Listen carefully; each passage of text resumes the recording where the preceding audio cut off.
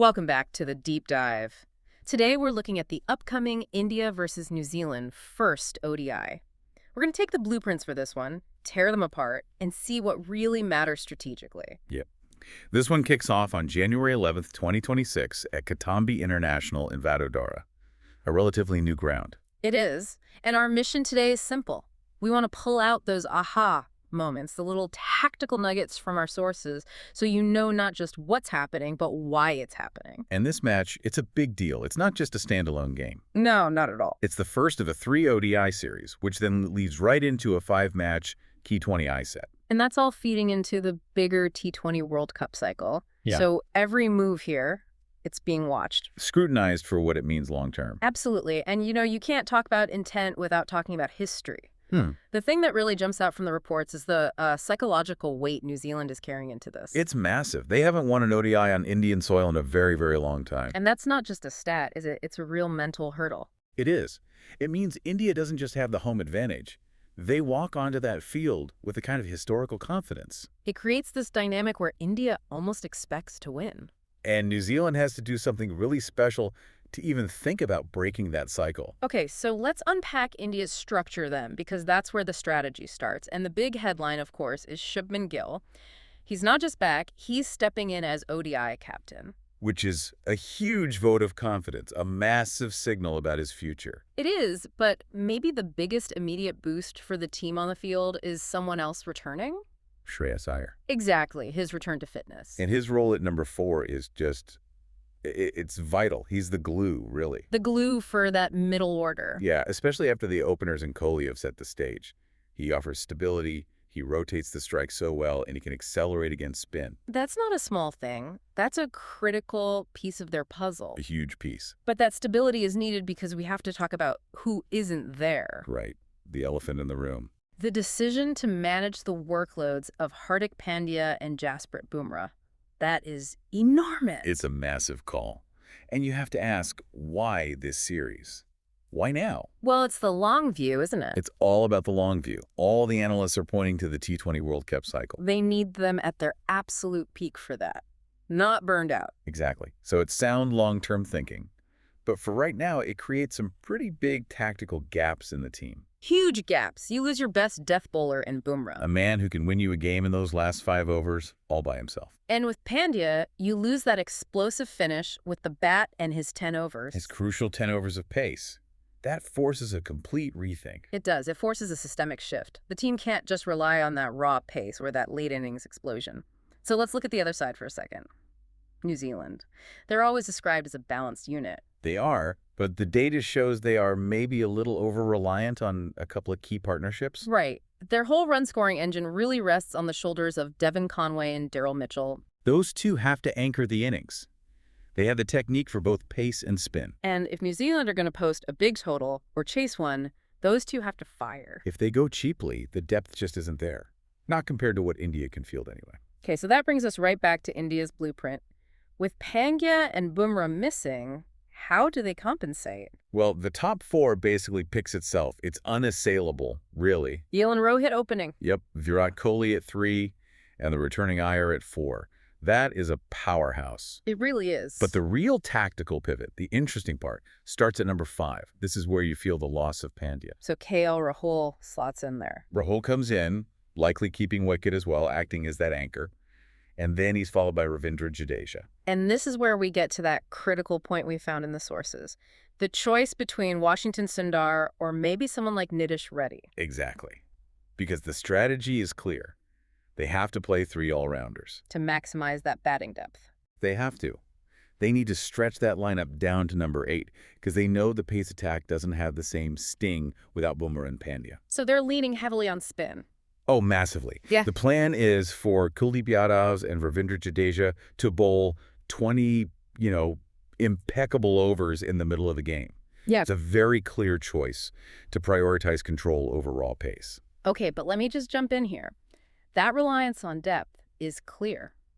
But on a pitch that we're hearing is incredibly flat, will that more defensive depth have enough firepower to get to that 340, 350 mark we think they'll need? Yeah, it is the tightrope they have to walk. You're absolutely right to ask. Could they end up, 15 runs short? It's a risk. They're banking on that top four doing the heavy lifting. Setting a massive platform. A platform of, say, over 200 by the 35th over. If that doesn't happen, then yes, the middle order might look a bit less explosive than a full-strength side. But you still have finishers there. You do. The data shows Rahul has adapted his game to accelerate later, and Jadeja is a proven power hitter. The risk is there, but it's manageable, as long as the top order fires. Well, let's talk about the terrain itself then, the Vadodara variable. This is where it gets really interesting, because the pitch changes everything. And Kotambi International, it's pretty new for men's ODIs. What are the pitch reports actually telling us? The data is pretty consistent across the board. This is a batsman's paradise. A road. Complete road. We're talking easy carry, excellent bounce right through the innings. This is not one of those low, slow-turning Indian tracks. It's built for scoring. Completely. And the initial reports are saying the surface is dry, which might help spin later, but the outfield is lightning fast. Which just means runs, runs, and more runs. Exactly. So we're expecting a big total. But tell me, is there any window for the pace bowlers early on? There's a small one. A very small one, defined by the new ball. The first few overs. Maybe the first 5 to 8 overs, especially if there's a bit of morning dew, you might get some seam movement. But it fades fast. And then what? Then the pacers are just in a containment role. The bowlers who do well here aren't the super quick guys. It's the ones who can hit their lengths and nail their variations. Because Any slight miss on this track is punished, and it travels across that quick outfield. that immediately frames the importance of the toss. We always say the toss is important, but why is it so decisive here? It's about scoreboard pressure, and it's about how this specific pitch ages. Because it's a dry surface, Right. So we expect it to slow down just a little bit in the second innings. giving the spinners a little more to work with under lights. Exactly. So Yeah. both captains will want to bat first. You want to post a massive total. We're talking 320 as a minimum, and maybe closer to 350. And chasing that, even on a flat track, brings its own pressure. Especially when Kuldeep and Jadeja start to get even a tiny bit of help. It can feel like you're chasing 380. A compelling reason to win that coin flip.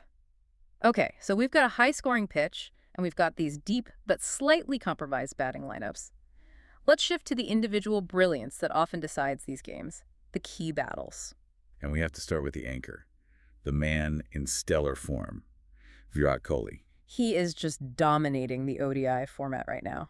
The data suggests he is incredibly focused. And here's the detail that adds that extra layer of narrative weight. The record. He is poised to potentially break Sachin Tendulkar's record for the most ODI runs against New Zealand during this series. That's immense. That is a huge motivator. And it tells New Zealand they're not just facing a great batter, they're facing a history hunter. You can bet their team meetings are centered around him. 80% of their tactical planning will be about how to get Kohli out, especially in those middle overs. If they get him early, it changes the entire game. But while Kohli is the main target, that foundation has to be laid by the openers. Gill and Rohit. Their job is to get through those first few overs where there might be a little bit of movement. And on a pitch like this, the partnership needs to be long and it needs to be quick. Which puts incredible pressure on the New Zealand pace attack. They can't afford to leak runs, even while they're hunting for wickets. If Gill and Rohit survive that early spell, You could be looking at 100 on the board inside 15 overs, and then the Kiwis are playing catch-up for the rest of the afternoon. okay, so let's get to what you called the tactical centerpiece, that middle overs crunch. This is it. This is where the game is won or lost. India's spin duo versus New Zealand's core. The key battle. Kuldeep Yadav and Ravindra Jadeja against Devon Conway and Daryl Mitchell. And Conway and Mitchell are good players of spin. They rotate the strike, they absorb pressure. Their job isn't just to score runs. It's to prevent a collapse. So how do Kuldeep and Jadeja break them? Well, their roles are slightly different. Kuldeep's job is penetration. He's the wrist spinner. He turns it both ways. He's the risk taker. The wicket taker. He's the wicket taker. Jadeja, on the other hand, is the containing force. He bowls flat, he bowls quick, he denies boundaries, he builds that pressure. So it's pressure from both ends. It is. If Conway and Mitchell just try to survive those 20 overs, the run rate will plummet and they'll be choked. But if they take risks against Kuldeep, They risk losing their wicket. It's that classic spin versus stability battle that will decide who controls the middle part of the innings. that makes perfect sense. Okay, so what does this all mean for the final outlook? Let's bring it all together for the strategic takeaways. The consensus is pretty clear. India are the favorites. The strong favorites. Their batting depth, even without Pandya, and their mastery of home conditions, especially with spin, it gives them a huge edge. But there is a path for New Zealand to cause an upset. There is, but it's a very narrow path. They need flawless execution. In which areas? Two key areas. First, discipline with the new ball. They have to get at least 2 of India's top 3 out cheaply. And second? One of their main guys, Conway or Mitchell, has to go enormous, not just 100. A dominant match-winning score that puts India's slightly weaker pace attack under real pressure. They can't afford to lose wickets in clumps. No, steady partnerships are key for them. And we keep coming back to it, but the toss. It could be decisive. The sources are definitive on that. Batting first is a massive advantage on this Vadodara pitch. So for those of you listening, maybe managing a fantasy team, or just wanting the sharpest tips for watching the match, the intel is pretty clear. First up, you have to back that Indian top 4. Gill, Rohit, Kohli, and Iyer. The conditions are just perfect for them to get massive scores. And then on the bowling side, You have to consider the Indian spinners. Kuldeep and Jadeja. The pitch will slow down a bit, and India's strategy is built around them. They offer huge potential for wickets and great economy rates. and for New Zealand, who are the must-picks? Keep it simple. Conway and Mitchell. They're the ones. They're the only reliable run scorers who are expected to really challenge this Indian attack. If you're betting on a New Zealand win, you're basically betting on one of those two having a career day. So this deep dive has really laid it all out. India making these big tactical changes because of workload management, the high-scoring nature of the Kotambi pitch, and that classic battle. India's spin versus New Zealand's anchors. Exactly. Should now be set with knowledge that goes way beyond just the scorecard. And that brings us to a final provocative thought for you to take away. Go on. We've established that India's whole strategy relies on playing 3 all-rounders and their spinners. Why? Because they're resting Pandya and Bumrah. Right. They're 2 biggest weapons. So this means all the pressure, all of it, falls on the frontline pace bowlers. Mohammad Siraj, and then whoever else plays, maybe Harshit Rana or Arshdeep Singh. They have to lead the attack. For 20 crucial overs on a flat track without Bumrah to clean up at the end. So the question is this. Will the unavoidable pressure on that slightly reduced pace attack be the single greatest vulnerability that New Zealand can possibly exploit? That's a great question. Think about that pace vulnerability when you're watching the match unfold. An excellent thought to take with you. Go apply that knowledge, enjoy the first ODI. We'll catch you next time for the deep dive.